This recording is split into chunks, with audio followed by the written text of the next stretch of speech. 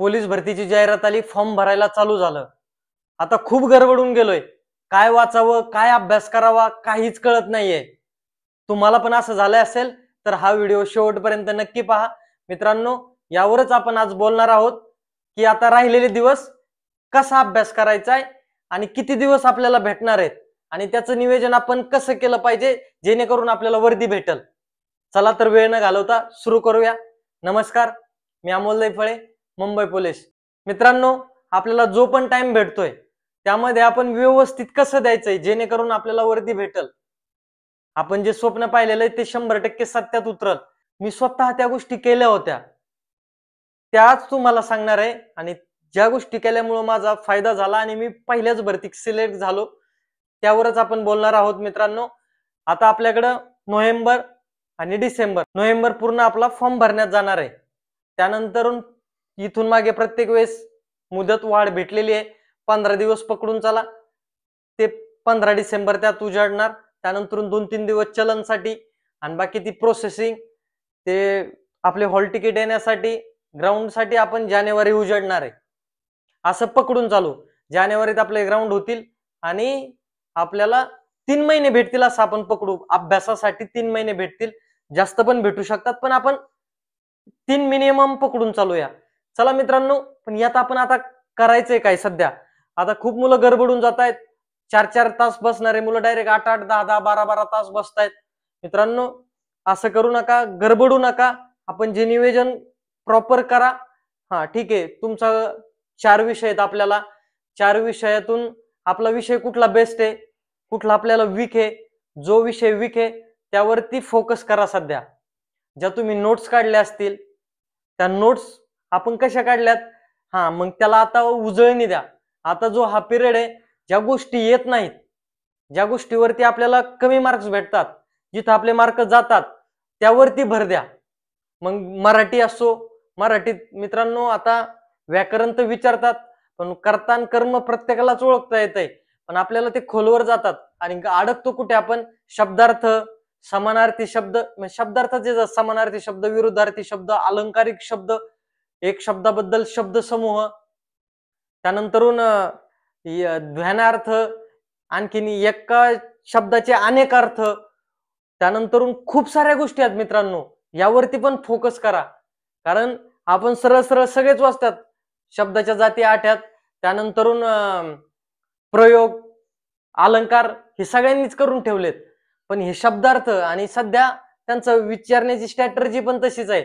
जिकडं आपण जात नाही तिकडं आयोग जातं, तिकडं म्हणजे जे पण परीक्षेची क्वेश्चन पेपर काढणार आहेत ते त्या विचार करतात आणि त्यानुसार मग आपण अभ्यास केला पाहिजे. मग मराठीचा व्यवस्थित झाला पाहिजे. गणितात कुठला टॉपिक तुम्हाला येत नाही, ठीक आहे, मग त्या टॉपिक ज्याला येतोय त्याला विचारून घ्या. युट्यूबला खूप सारे सर आहेत, कुठलाही टॉपिक येत नाही तो सर्च करायचा, ते पूर्ण बघून घ्यायचं आणि परफेक्टच करून घ्यायचा. जे गोष्ट येत नाही ती परफेक्ट करून घ्यायची, नाही तर मग बघू, राहू देऊ, होऊ देऊ. कारण की एक एक मार्क आपल्यासाठी आपलं मेरिट ठरवणारा मार्क असणार आहे मित्रांनो. कारण की ती काळजी आपण घ्यायची आहे, कारण की आपण एवढी मेहनत घेतो आणि 1-2 मार्कामुळे जर आपला रिझल्ट जात असेल तर मित्रांनो खूप त्या वेदना वेगळ्या असतात. त्यामुळं गणिताचं पण मित्रांनो तसंच प्रॉपर गणित सोडवा. तुम्हाला जेवढा पण वेळ भेटतोय जास्तीत जास्त वेळ तुम्ही अभ्यास आणि ग्राउंडवरती खर्च करा. इतर गोष्टी सध्या बंद करा, कारण की आपलं एकदा स्वप्न पूर्ण झाल्यानंतर आपण जे पाहिजे ते करू शकतो, पण सध्या आपलं टार्गेट, आपलं जे घरच्याला स्वप्न दाखवलेलं आहे त्यावरती ठेवा. त्यानंतर बुद्धिमत्तेसाठी तुम्ही मित्रांनो जे सराव प्रश्न आहेत त्यावरती जास्त भर द्या, कारण की बुद्धिमत्ता हा असा विषय जेवढा आपण सराव करणार, जेवढा आपण त्याची प्रॅक्टिस करणार 100% तरच ते आपल्याला येतंय. नाहीतर एकदा बघितलं आणि बुद्धिमत्ता चॅलेंज आपण नाही लावू शकत. त्यामुळे बुद्धिमत्तेवरती पण फोकस करा. आणि सगळ्यात मोठा विषय म्हणजे जीएस, ज्याच्यात आपल्याला खूप मुलांना मार्क्स येत नाहीत, त्याच्यासाठी मित्रांनो आपल्याकडे आरसा आहे, ज्या म्हणजे झालेल्या क्वेश्चन पेपर, ज्या क्वेश्चन पेपर झालेल्या आहेत त्या पूर्ण वाचून काढायच्यात आपल्याला. 2018, 19, 21 आणि 23 ची भरती, या 4 वर्षाच्या. जमलं तर तुम्ही 17च्या ही वाचू शकता, काही प्रॉब्लेम नाही, कारण की 17 पासून काठिण्य पातळी वाढतच गेलेली आहे. आणि ह्या पूर्ण क्वेश्चन पेपर मधलं जीएस आपल्याला वाचायचंय. दररोज एक क्वेश्चन पेपर टाइम लावून सोडायची. कशी, OMR शीट वरती जी की आपण पोलीस भरतीला सोडणार आहेत त्या प्रकारे दररोज एक टाइम लावायचा आहे, आपणच आपल्या मनाने आणि प्रामाणिकपणे सोडायची. त्यामुळं प्रॉपर व्यवस्थित जे येत आहे ना तेवढं व्यवस्थित त्याच्यात सोडायचंय. जे प्रश्न चुकणार आहेत तुमचे क्वेश्चन पेपर सोडले, ठीक आहे, तुम्हाला 80 मार्क आले, 20 प्रश्न चुकले, तर मग 20 प्रश्न चुकले कुठले ते डायरेक्ट लिहून काढायचे. त्याच्यासाठी तुम्ही एक वही करू शकता. आणि हा मग समजा ठीक आहे तुम्ही मराठीतला तुमचा समासावरचा टॉपिक चुकलाय, प्रश्न चुकलाय, सॉरी, समासावरचा जर प्रश्न चुकलाय तर डायरेक्ट मग जायचं का चुकला आपला, मग समास पूर्ण टॉपिकच वाचून काढायचं. 100% आपल्याकडे त्याच्याकडे दुर्लक्ष झालंय, त्याची रिव्हिजन झाली नाही म्हणून तो प्रश्न चुकलाय आपला. मग समास पूर्ण तो टॉपिकच वाचून काढायचा आहे. नंतर तुम्ही गणितात गेले, गणित सोडवलंय, गणित चुकलं एखादं वयवारीचं असलं तर मग लगेच ते जायचंय कसं काय चुकलं, मग ते व्यवस्थित ते सोडून घ्यायचंय. बुद्धिमत्तेचंही तसंच. आणि जीएसचा एखादा प्रश्न चुकलाय त्याच्यासाठी काय नाही मित्रांनो, त्याच्यासाठी सरावच करायचा आणि तो प्रश्न लिहून घ्यायचा जेणेकरून आपला परत चुकणार नाही. ह्या पद्धतीने दररोज आपल्याला एक क्वेश्चन पेपर सोडायची, गडबडून जायचं नाही आणि 4ही विषयाची आपल्याला रिव्हिजन करायची. ही गोष्ट लक्षात ठेवा. नाहीतर मग आज एकदा वाचायला घेतलं पंचायत राजच वाचितो 2 दिवस, नंतरून पंचायत राज ठेवून देतो, गणितच सोडितो 2 दिवस, असं नाही करायचं. आपण सगळ्या विषयाच्या टच मध्ये राहिलो पाहिजेत जेणेकरून आपल्याला क्वेश्चन पेपरला मार्क्स येणार आहेत. झालं. त्यानंतरून मित्रांनो महत्वाचं, आपण दिवसभर जे अभ्यासलंय म्हणजे झोपण्याच्या अगोदर ते अनालिसिस करायचंय, डोक्यात विचार करायचा आहे.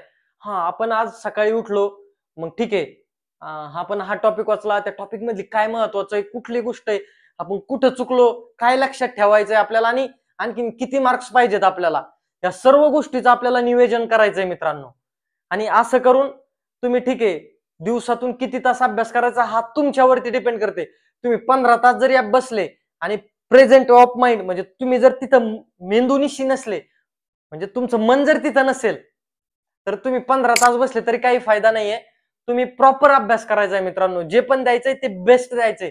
आणि एवढे थोडे दिवस आहेत त्यात जर तुम्ही व्यवस्थित दिलं तर 100% रिझल्ट आपला येणार आहे. बाकी असं कुठली गडबडायची गरज नाहीये. आपण भरतीची वाट पाहत होतो तर आपल्यासाठी आनंदाची बातमी आलेली आहे. जो पण वेळ भेटतोय त्याच्यात आपले जे गोष्टी आपल्याला येत नाही, ज्या चुका होतात आपल्याकडून, जेणेकरून त्या चुका होणार नाहीत. असं पण होतं क्वेश्चन पेपर सोडताना आपल्याला येणारे प्रश्न आपण उत्तर एक काढतो, एमआर शीट वरती वेगळं गोल करतो, तसे पण 1-2 मार्क जातात. त्या चुका होऊ नये म्हणून तुम्हाला सांगतो मी, ऑनलाईन जरी तुम्ही एखादी बॅच घेतली असेल त्या लिंक वरती क्लिक करून तुम्ही तिथं पर्याय टच करत बसण्यापेक्षा तिथून प्रश्न वाचायचा आणि आपल्या ओएमआर शीट वरती सोडायचं. सगळ्यात बेस्ट आहे मित्रांनो, तो सराव करायचा आहे. त्यानंतर ग्राउंड साठीचा व्हिडिओ टाकलेला आहे, तो पण तुम्ही बघून घेऊ शकता. त्याची लिंक मी डिस्क्रिप्शन मध्ये देतो. आणि राहिलेला वेळ फक्त आणि फक्त अभ्यास आणि ग्राउंडवरच खर्च करायचा आहे. आणखीन पण जर तुम्हाला काही प्रश्न असतील तर तुम्ही कमेंट मध्ये नक्की विचारू शकता. व्हिडिओ जर आवडला असेल तर मित्रांनो एक लाईक करा.